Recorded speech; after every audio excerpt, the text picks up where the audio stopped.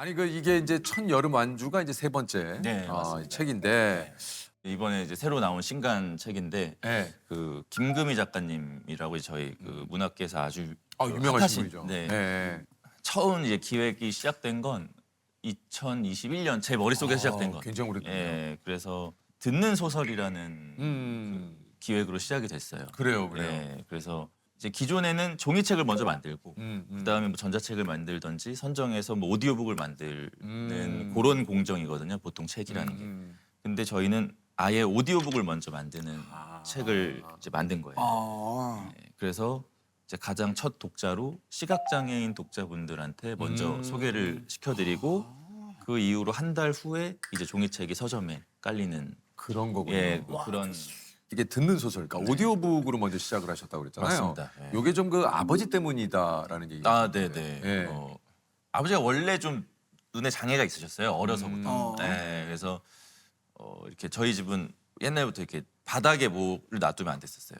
계속 차고 다니시니까. 네, 그러셨고. 그러니까 저희 아버지뿐만이 아니라 이제 눈이 좀 불편하신 분들, 독자분들한테 먼저 선물을 드리는 거죠, 책을. 왜냐하면 그분들은 기다리시거든요. 그래요. 서점에서 깔려 있는 베스트셀러들 뭐 이렇게 소문도 들으시고 하잖아요. 근데 그게 나올지 안 나올지도 사실 모르고 오디오북으로. 그래서 오디오북을 먼저 만들어서 그분들한테 먼저 들려드리면 선물이 될 수 있겠다라고 생각을 해서 이제 시작이 된 기획이죠. 요게 이제 이런 그 정민 씨의 마음이 통해서일까 이제 그 우리 아까 얘기하셨던 김금희 작가님께서도 네. 선뜻 이렇게 또 동참을 해주셨다 그래요. 그렇죠. 사실 정말 인기가 많은 작가님이라서 그래요. 제가 네. 그 제안을 하는 것과 동시에 포기를 했거든요. 왜냐하면 저야 뭐 아실 수 있겠지만 저라는 사람을 저 회사 자체는 너무 작은 회사니까 그래요. 그 책을 뭐 잘 낼 수는 있을지 관리는 될지 재무 관리는 어떻게 되는지를 하나도 믿을 만한 게 없잖아요. 그래서 안 되겠지라고 생각했는데 정말 그 취지에 동감해 주시는 거 그거 하나로 참여를 해 주셨어요.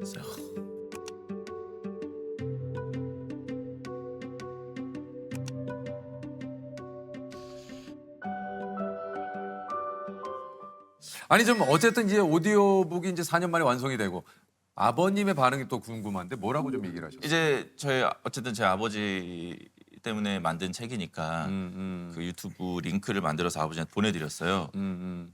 재밌더라라고 하시고 그래서 출판사는 지금 얼마를 번 거야? 그 재무 관리 누가 하고 있는 거야? 세무사는 누구고? 그 직원은 지금 무슨 일을 하고 있는 거야? 계속 잔소리를 하시는 거예요. 그래서 알아서 할게요 하고 끊었어요. 아 엔딩이 네네. 너무 이거- 세세하게 물어보니까 아니 다 잘하고 있는데. 그래서 아니 근데 네. 아버님을 위해서 책을 만들어 아니 효도하려고 노력하는데요. 그래, 그럴 때 마찰은 피할 수가 어쩔 수 없어요. 네. 고등학교 때인가 중학교 때 엄마가 자꾸 바닥에 있는 거 자꾸 치우는 거예요. 바닥에 있는 것들을. 왜 이렇게 나중에 왜 이렇게 치워 하는데 엄마가 약간 저한테 화를 냈어요. 너는. 그건 또 알고 봤더니 아버지가 이제 시야가 이렇게밖에 안 보이시는 거는 장애가 있으셨어요. 그러니까 이제 바닥이 안 보이니까 계속 바닥에 있는 것들을 발로 차고 다니셔서 그때 처음 알았어요. 우리 아버지가 눈이 전 시력이 안 좋은 건 줄 알았거든요. 그 전까지. 근데 이게 시력이 안 좋은 게 아니라 장애가 있는 거구나라는 걸 그때 처음 알고 저 아기 때부터 그러니까 아버지 어렸을 때부터 눈이 안 좋으셨으니까 그래서 운전도 못 하시고 어렸을 때는 왜 우리 아빠는 운전을 못 하지라는 것 때문에 되게 짜증도 나고 그랬었거든요. 맨날 지하철 타고 다니고 우리 가족들. 저희 그 첫 책, 저희 출판사에서 나온 첫 책 살리는 일이라는 책이 나올 때쯤 돼서 아버지가 공교롭게 이제 그 눈이 안 좋으시니까 사고가 나셨는데 눈으로 사고가 또 와가지고 시력을 좀 잃으신 거죠. 아하. 네. 제가 그때 일생이라는 영화 촬영 직전이었고 엄마 전화가 와서 뭐야 하고 그냥 끊어버렸어요. 근데 계속 전화가 오니까 뭔가 좀 느낌이 이상해서 전화를 받았는데 빨리 병원으로 오라고.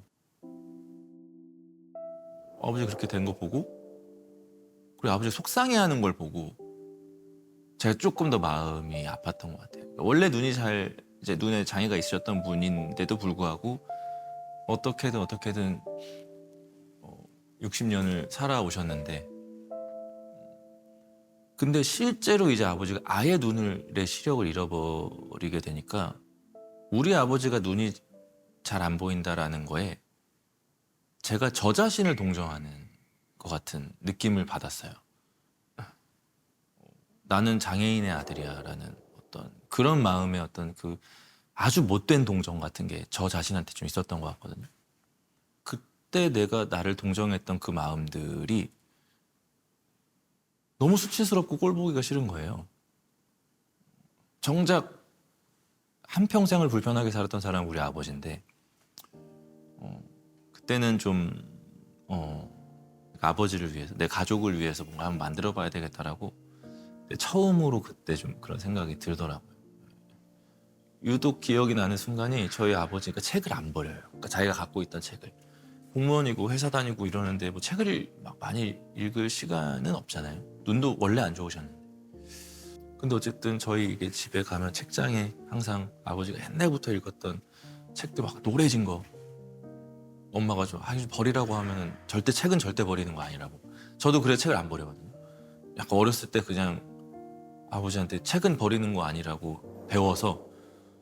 근데 어쨌든 그 당시에 그 첫 책이 나왔는데 아버지한테 이제 선물을 드리기가 좀 애매하니까 상심을 했죠. 아 그래도 이걸 읽든 안 읽으시든 뭐 드리는 게 맞는 건데 아예 읽을 수 없는 거는 또 다른 문제잖아요. 그래서 조금 상심을 하고 있다가 아버지한테 책을 어떻게 선물할 수 있을까라고 고민을 하던 차에 그러면 오디오북을 만들어서 드리면 되겠다라고 생각을 했고 내가 가진 것과 남이 가진 걸 비교하게 되는데 그렇게 자꾸 비교하면서 살면 이게 결국 종착역도 안식도 평화도 없는 끝없이 피곤한 여행이 될 뿐이거든요. 산다는 게. 종이책을 만든다고 해서 다 오디오북으로 만들어지는 것도 아니거든요. 왜냐면 또 이게 비용이 그렇죠. 들어가고. 비용이 들어가고 네. 또 선정도 해야 되고요. 그렇죠. 그리고 그 오디오북을 만든다고 또 장애인 도서관에 다 들어가는 것도 아니에요. 아, 예. 그러니까 정말 좀 독서 접근권이 많이 떨어지는 거죠. 시각장애인 그렇군요. 독자분들이. 네.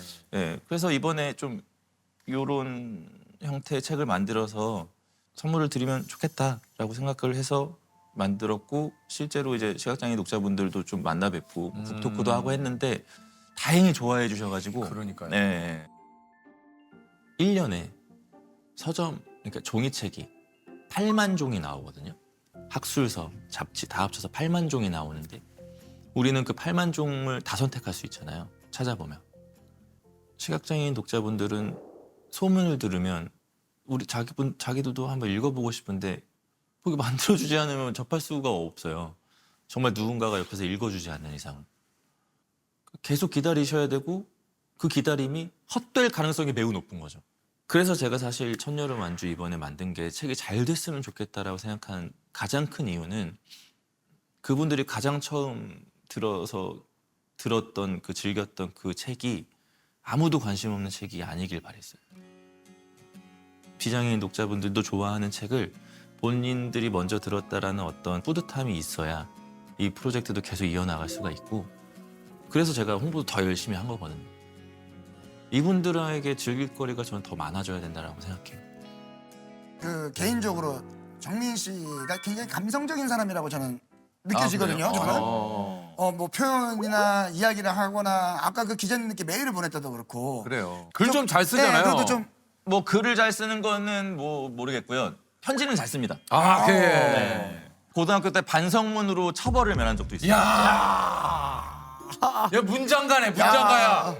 저희 학교 규칙이 삭발을 하면 안 됐었는데 어느 날 갑자기 너무 삭발을 하고 싶어서 그럴 수 있죠, 그럴 수 있죠. 천안에 나가서 삭발을 하고 학교로 간 거예요. 그러니까 예전에 뭐 반항한다고 그렇게 자꾸. 네. 저희도 그랬어요. 예. 그래서 그죠? 매일 아침마다 학교 청소하고 반성문 써와 해서 일주일을 반성문을 아침마다 써서 내야 되는 거예요. 첫날은 뭐 내가 뭘 잘못했는지, 두 번째는 둘째 날은 뭐 선생님께 왜 죄송한지, 셋째 날은 뭐 이제 부모님께 죄송한 점, 아, 구체적이다. 네, 넷째 날은 제가 그때 교회 다니고 있었거든요. 하나님께 죄송한 반성문. 그러니까 이제 선생님이 헛웃음을 지으면서 이제 그만 써. 청소도 그만해. 알았어. 이렇게 된 거죠. 아, 야, 이거는 하느님까지 갔으면은 네네네. 이건 뭐 세상에 할 수 있는 거 다 한 거 아니야? 네네. 네, 참 진짜 대단하네. 아니 이게 이제 저 지금 출판사 일을 이렇게 하고 있지만 어쨌든 이제 본업이 있으시니까 이 일을 뭐 지금은 잠깐 쉬고 있다라고 얘기하지만 약간의 그런 불안감은 없습니까 혹시? 그때 이걸 쉬겠다고 결정한 순간에는 뭐 내후년쯤에 일 다시 하면 되지라고 생각했는데 요즘 들어서 근데 내가 그때 일이 있을까?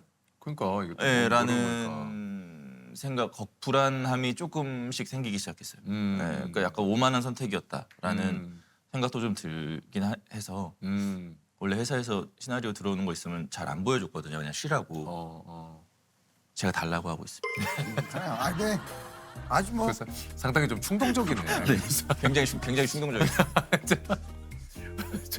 아 이게 또 이 얘기 들으면 또 정민 형이 한마디 하고 거봐 이씨. 쉬지 말랬잖아 이씨. 그때 그 쉬지마이 씨는 생각지도 못했던 반응이었어요. 그래 너 열심히 했으니까 오래 했으니까 좀 그래 1년 쉬어라고 할 줄 알았는데 쉬지마이 씨 이러니까